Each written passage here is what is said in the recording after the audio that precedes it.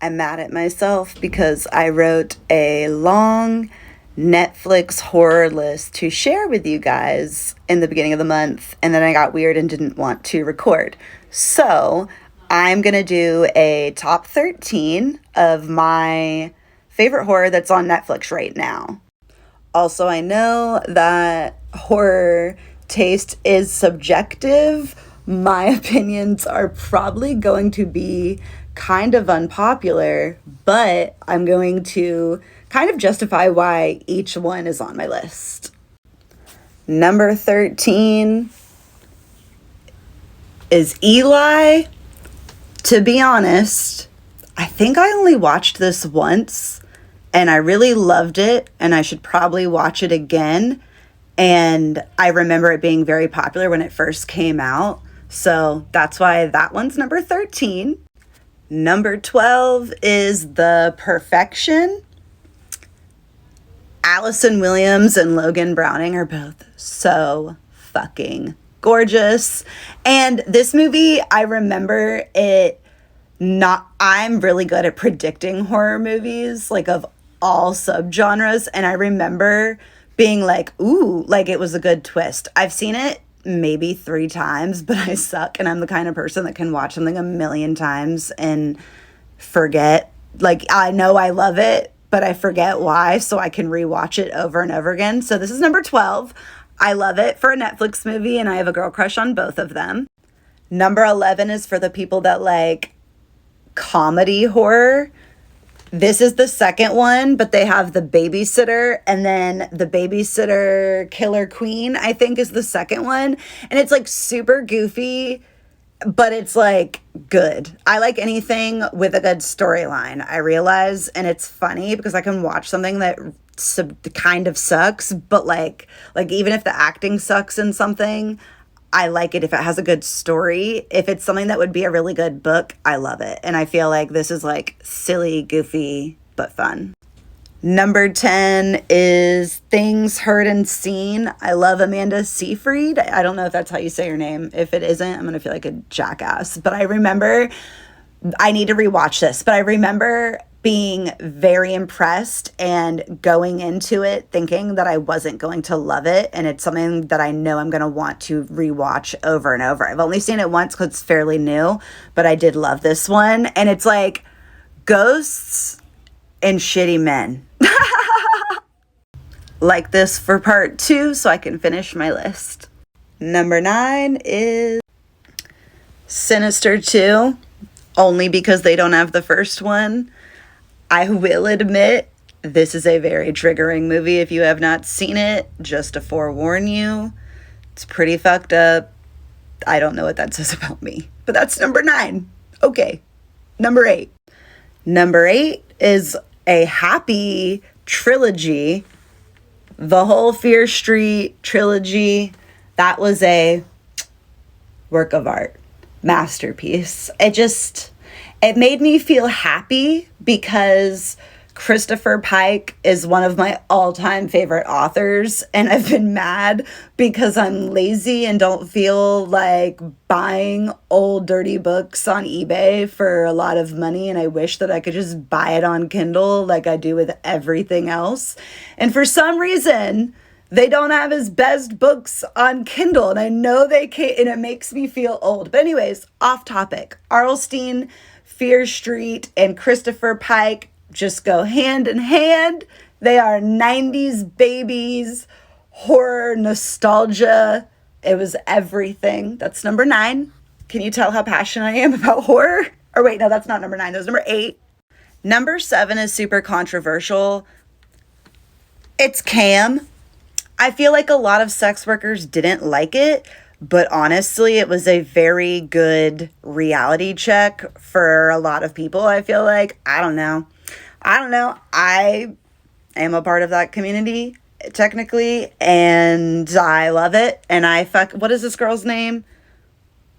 Madeline Brewer. I love her. She's the girl with the one eye on Handmaid's Tale. But yeah, this was good. This was real good. This is the kind of movie that came out maybe a few years ago, and I've seen it like 10,000 times. Like, I love this movie. I rewatch it. Number 6 was a total surprise. I walked into it not thinking that I would love it, and it is Blood Red Sky. It's on Netflix. Dominique Purcell, I have the biggest crush on you if you're seeing this, but also you're dating one of my favorite horror queens in real life, and that just literally makes my heart soar. And yeah, this is a vampire movie that I didn't know was going to be a vampire movie. And I love all vampire lore, but this one was very impressive because of just so many different reasons. It was very good. And I've only seen it once, and I feel like I just watched it. So for it to be number 6, it's real good. So like this video for the third part. This is number 2. Number 5 is a good one. It's more of a thriller, but it's a good one. My parents always want to watch a movie with me since I really only go over there like once or twice a week. And we don't really like the same things, but I know them so well that when they asked me to watch a horror movie to be nice and to like bond, even though they hate horror, I made them watch this. It's called Aftermath. And it was so funny because my dad at first wasn't paying attention at all, and I knew it would be like that. And then he like looked up from his phone and solved the whole movie, but I didn't tell him that he did. And I was like, damn, that's where I get it from. Like, it was really funny. It was one of those moments where I was like, wow, like, I am my dad. It was funny, though. It's very funny. It is intense, and it's a subgenre that's based off of true events, but I can't tell you what the other movie is because it's not on Netflix. And if I might do an Amazon list, and the other one that goes hand in hand with this is on there. But yeah, so that's number 5. If you are someone that doesn't like horror, but you like true crime / thriller vibes, watch that. Aftermath. That one was good. Number 5 is a series. It's The Strangers. The Strangers is based off of true events. I don't think that the second one is, but they're both on there. The second one is kind of a disappointment, but because there's so many good actors in it that I love, I've watched it multiple times. But the first one, when I tell you, it was the first horror movie I ever had to like turn off when I was a teenager because I was like, ooh, I don't like this. I don't like this. I don't like when people play cat and mouse and it's not a good ending. But The Strangers is iconic. So if you have never seen the original, you need to at least watch the first one. That is number 4. I hope I didn't say 5 in the beginning. That is number 4. I'm looking at my list. Number 3. Number 3, I'm probably going to get judged for. Number 3, I might have to talk about in the next part because I'm talking too much. The Green Inferno. It is gross. It is the only gory movie that I love out of all horror movies. I've seen hundreds.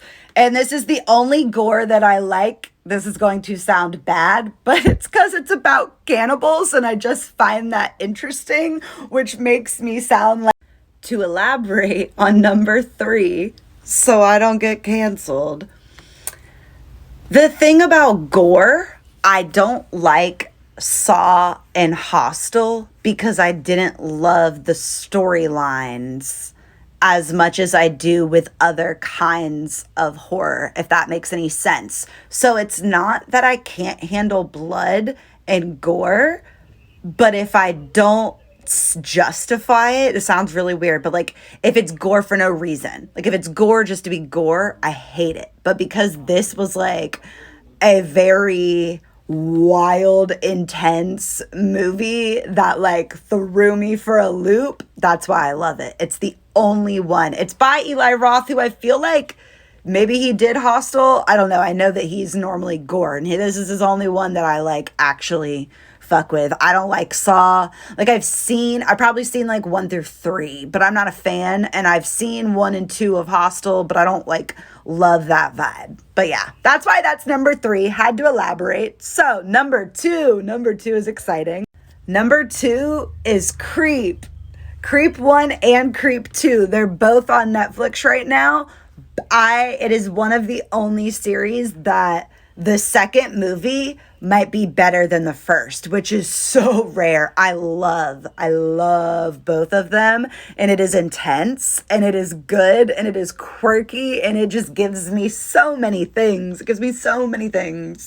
I had to Google his name, but Mark Duplass, I think that's how you say his name. He's funny, and I need to like creep on him because I know that he's in so many things that I watch. But this is on so many horror lists, and it was one of those movies I didn't click on for so long, and then when I did, I've seen it so many times this year during quarantine. I just love it. I just rewatched this series. That's number 2.